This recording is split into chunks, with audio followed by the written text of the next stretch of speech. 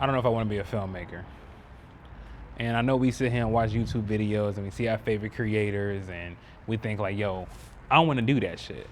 And for a long time, I did. But after filming my first feature film ever, right? We talking about this feature film is gonna be at least like an hour. Action! I can't say if that's still my dream. And I think for me, it's just the process of it all. It's a lot more processes that was not mentioned when I first started out on this journey that, well, I feel like it was mentioned, but maybe I just never taken into real account until I was actually in that system, in that process of itself, right? It's very easy to look at the process from the outside, but when you're within it, it's a different story. So let's start with one of the reasons why I don't know if I want to be a filmmaker. One of those reasons would actually have to be the time, the process of it all. You know, people discuss the process, but they don't discuss the process. So for me, it's the production meetings, right? That's the time they don't tell you about, the camera rehearsals, the shot list that you got to create. Hold on, I gotta write them down. I gotta written down because I ain't want to forget nothing when I like pour my heart into this one. So we got camera rehearsals, talking to the director, production meeting, the sound guy, the gaffer, putting together the shot list, location scouting, make sure the lighting look good on this day. And it's just like so much time has been put into this project and becoming a filmmaker before you actually even start filming anything. And it's like, okay, especially with indie projects, people who film indie projects, we all know, like I know, the funds ain't always there for that either. I think for me, the biggest issue is that before you even get to a day of filming, before you actually start filming anything, you're so tapped as a creator, it's kind of hard to start pouring in from there, right? Now, some people will argue, it's like, well, hey, Shine, you know, I love that process the most, right? And then I have to, you know, there's a lot of other questions that kind of go along with that. But for me, right, because we're talking about me in this, so let's just stick to me. For me, it's difficult. Have to do this much in this little time, and then when you get on set, you have to do this much again. I think for me, it's all the time you have to put in before you're actually able to film the project. We're talking about you putting in 10 to 12 hours before you start even filming anything. So having that in mind, you're going to get tired, you're going to get drained, you're going to get mentally fatigued, you're going to get irritated, you're going to get bothered. All these emotions will come up. You good, Doc? You're so good. You're so good. All of these emotions will come up when you're filming, right? So like now, you know, like again, these are things that just don't highlight when you're watching YouTube videos. All you see is the cool shit. All you see is them, you know what I'm saying, flipping angles here and getting these dolly shots here. But what happens when you're not able to get that dolly shot, but it's also like a pivotal shot to the story? How do you move? How do you navigate? What does that do to your mental now that your creative work is just kind of being just like another project and not what you really thought it was going to be? What's going on, Big Dog? Like a prime example, it is like no one ever discussed what it would mean, like when you have to do multiple takes with an actor, when you have to, if the director don't see that the actor's giving it all they got, they have to keep doing that same take over and over and over again. No one ever talks about when an actor or when the director or hell, even the actors want to do multiple takes and you sitting here like on your last leg on the easy rig because you done work 10, 11 hours, but the director still needs more and you have to give them more. Like, filmmaking to me is, especially like in the indie world, right? Because I've never done a project where we're filming on big budget productions.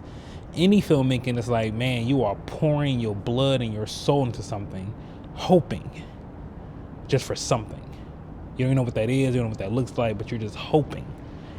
And man, that's a tough thing to deal with, especially when you're like me, who's a corporate videographer, who do nonprofit docs. It don't take all that. I think for me, one of the biggest disappointment about like becoming an indie filmmaker was just knowing that I'm gonna have all these shot lists and create all these dope shots, and more than likely, there's a huge percentage that I may not even be able to get to use these shots because we didn't have time for them. When we watch shows like Euphoria, that's the only shows coming to mind right now, but like even just shows like that, that's just a really good example. You see these shots and you're like, yo, I can do something, I can get something like very close to that. But depending on your production, you may not. You may have to settle for something that's way less creative, but just as impactful. And again, when you are creative, when you're an artist, not being able to use a brush the way you want to is stifling. It's stifling. And on top of that, you're sitting here worried about like now, again, this is an indie project. So, you know, as an indie filmmaker, you're just not gonna have all the tools that you need, and you can end up actually hurting yourself. This is what we call tendonitis. I got this because ergonomically my camera was just not set up for some of the shots that I was trying to get, and an easy rig can only do so much. So if you've actually been paying attention to what I've been saying, you would know that my main issue with being an independent filmmaker, or the reason why I don't know if I want to be a filmmaker anymore, is because of time. Like, truthfully, I don't think I want to be on movie sets for 10 to 12 hours a day.